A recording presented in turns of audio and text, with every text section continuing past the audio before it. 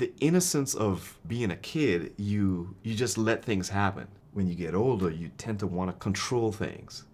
And I did watercolors for so long, and I switched to the medium, and then I went back to it and I go, but I can't paint with this thing. At some point I realized that I have to go back to the innocence of my youth, when I really didn't know anything. I was just, give me a brush, I put the paint down, and the water starts doing that, and that's what it wants to do.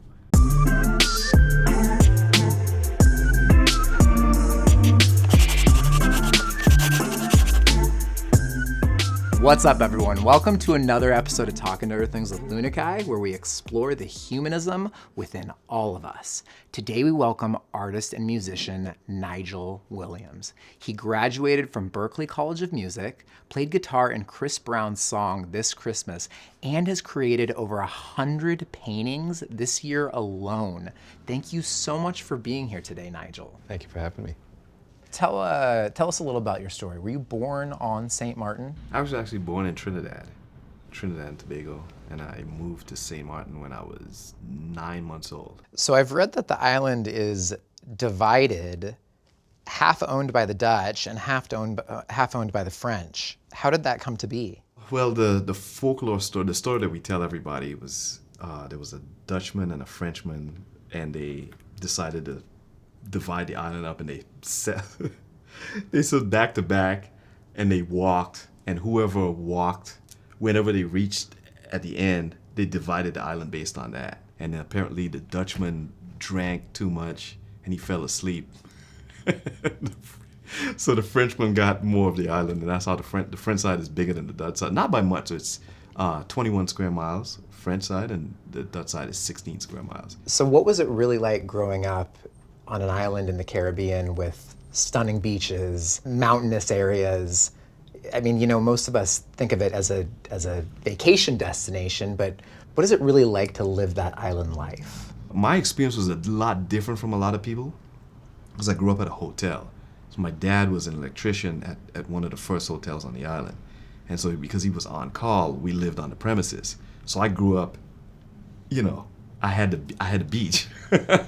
I remember, you know, I would always do my homework, like in school, like any little chance I got, I was doing my homework because I wanted to go to the beach because the sun's out. Like, why? You don't want to be inside, right? There's no reason to be inside. So as soon as I got home, it's like, did your homework? Man, my homework is done. I'm going. You know, we'd go fishing, and, you know, we'd go explore. There's a mountain, well, not really a mountain, a hill. You look at that and you go, well, let's climb that today. We'll grab the troops together and we'll go explore things that we haven't seen. You know, we have fruit and stuff growing at certain times, little cherries. Maybe we'll go hunt for cherries, or we go catch doves, ground doves. We had little pellet guns. We never caught anything really. But, you know, that's a interesting experience, you know.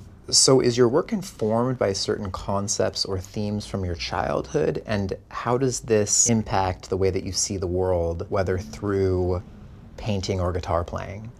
I could always draw. Like, I always had a talent for painting and drawing. In kindergarten, I was really good. There was this lady that her husband had something to do with the hotel. I don't know what it was. I was young and I didn't really understand, but she was out there painting. She would paint watercolors, and she sat a little thing down, and she had a little watercolor set, and I would walk by. She taught me how to paint water, and she taught me how to paint the sky. And one day I see this guy, and he's making these paintings of the ocean and the sky. And he's got a whole bunch of them lined up, and they have little price tags on them. So I stop and I go, wait a minute, $15? And so I started talking to him, like, so what are you doing? And he's like, yeah, I paint these and I sell them. Ding, ding, sell them. You can sell your work? I had no idea. And he was doing what I know how to do. I could paint water, and I could paint the sky. And he would always add a palm tree in there, coconut tree in there, and maybe a little boat in the horizon. I was like, man, I'm gonna do the same thing, and I'm gonna sell them. But I'm not gonna sell them where he's selling because it's competition. So I thought, it was like, where can I sell my paintings? And I thought, you know, in the hotel lobby at night. because I kind of figured out when the tourists would come. There was a day that new tourists would come and then people would leave. So they would come for a week. And so I made a whole bunch of little paintings, and I had a price list, and I set up in the hotel lobby. I didn't ask anybody because, I owned the hotel. It was like I just did what I wanted because I was like, well, this is where I live. So I set everything up, and people are coming by. So, oh, it's cute. But I realized that I had to face a certain way because the casino was on the right, and the casino was where people won money. People would go in and you would hear them screaming, the things, the mud, the money's coming out of the thing. So I said, well, this is a good place to sell my paintings because people have money. If you're at the beach, you don't have money on you, really, to buy paintings. Why would you do it? So my good friend, Dad, was the manager of the hotel, and he walked by one day and he saw me and he started laughing, and he was like, what are you doing? I was like, I'm trying to sell my paintings. So he looks at my paintings, he goes, you're pretty good, but your paintings are too expensive. I was like, what are you talking about? He's like, $15. You don't have any experience. I think you should sell your paintings for $1. And I'm looking at him like, are you crazy? This is a lot of work, man. It's paint, the materials cost, and then I'm like, wait a minute, he's a grown man. He manages the hotel. He knows what he's talking about. So I scratched all the $15 out. I put them for $1. And that night, I sold all my paintings. So I made more paintings, and I go back. And then I noticed there were days where it was slower than others. And, the people were there already. They already saw my stuff. So I realized there were certain days, okay, I'm not going in today because the people already saw my paintings, so I wouldn't sell anything. And so eventually, I was like, man, I'm going to price them for $2 because I think I got a little bit better. So I started selling for $2. Then I was like, I'm going to sell them for $3. At one point, I was like, I'm just going to 5. 4 is a weird number. I'm just going to sell them for 5. And I eventually got it up to $15 that I wanted. One day, this guy walks in, and he pulls up his easel, he opens it up, he opens the thing, and it says all this colored chalk. And I'm like, oh my goodness, what is that?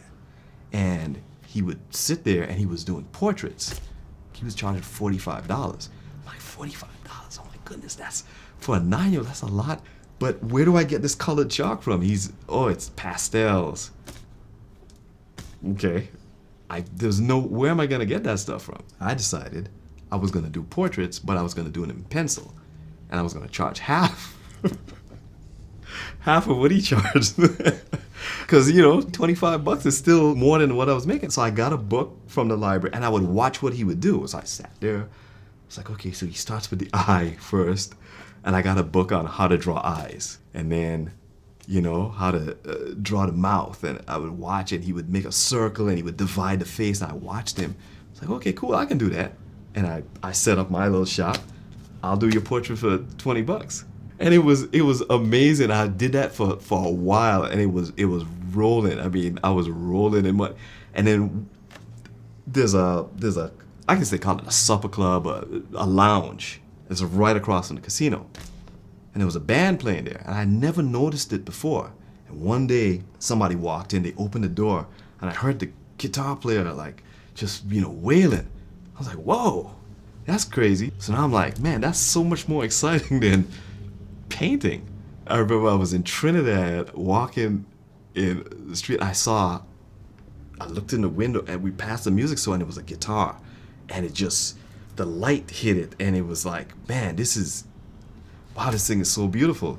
So I bought it, and I bought a book, and I learned to play guitar, and I would go with my little guitar to the guys in the band. There was another guy that had a piano trio, and I was like, hey, can I plug into the amp? I was like, sure, kid. I was terrible, but they let me shine. They let me do my thing. And eventually, I got better, and I would take my guitar to school, to high school, and I would practice in the break, and then my English teacher heard me. He was like, oh, we're putting this little band together for the graduation. Do you want to be in the band? I was like, hey, yeah, sure. And so I joined the band, and the band was him and some other teachers. So I was playing with these grown men, and they had an actual band that did gigs. And so they asked me to join that band. And so I became a musician, I was a teenager, and they would come pick me up. We'd go to do the gig, and they'd take me back home, and that's how I got into the music thing. Very cool. Nigel, do you want to hear a joke? Sure.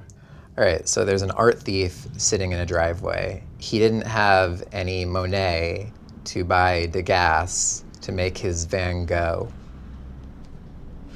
That's a dad joke for sure. I'm gonna use that.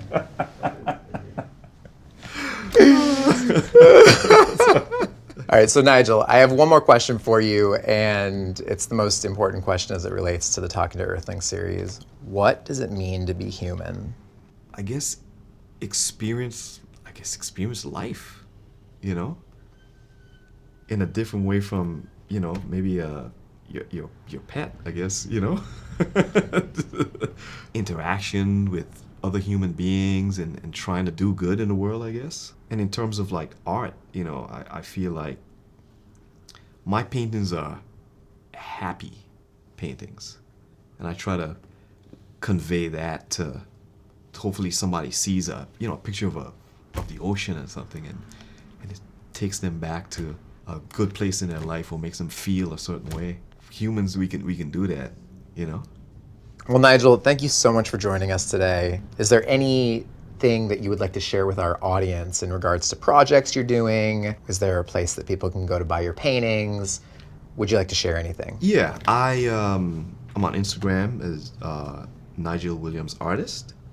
I also sell my paintings on a site called Daily Paintworks, and I have a band that's on hiatus right now because of COVID, obviously, but we play at a place called Kings Row in Pasadena, and we've been actually doing it for 10 years until COVID hit. So every Sunday, Reggae Sunday, and it's pretty fun. Well, once again, thank you so much, Nigel, for coming on the series. Really appreciate it. Thank you for having me. Can't thank you enough. Thank you for having me. It's really cool. Yay! I hope I wasn't rambling because I got it. You're a talker, Nigel. Yeah, I know.